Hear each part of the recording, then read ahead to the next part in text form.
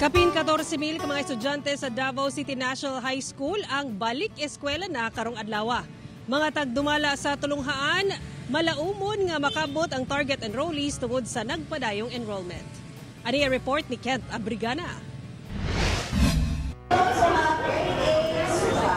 Ubay-ubay ka mga estudyante ang nangabot sa Davao City National High School alang sa pagsugod sa school year 2024-2025.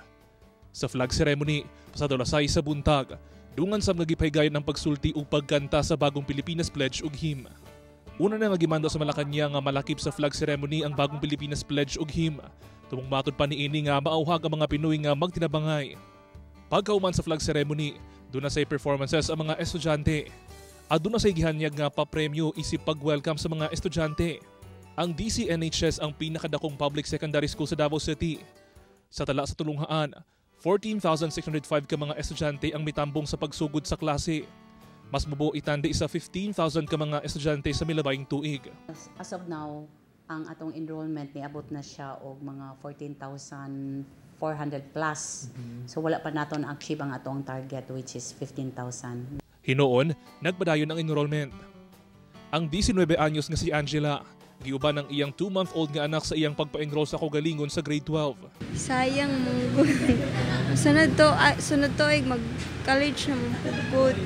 Samtang, magsugod na sab ang implementasyon sa recalibrated time allotment alang sa grade 2, 3, 5, 6, 8 hangtod 11 ubos sa matatag curriculum. Alang sa morning session, gikan sa 6:15 AM, magsugod ang klase sa 6 AM ug mahuman og 1 PM inay 12:30 PM. Sa afternoon session, magsugod kini sa 1 PM inay 12:45 PM ngadto 8 PM imbes nga 6:45 PM. Aduna gyud dugang sa time allotment sa mga bata karon. It's because of the national na additional sa ato ang DepEd Order number 10 nga diin naghatag og 30 minutes kada adlaw sa sulod sa upat ka adlaw sa isa ka semana, 30 minutes nga national math program. I-review, ihasaon jud ang ato ang mga estudyante on the numeracy.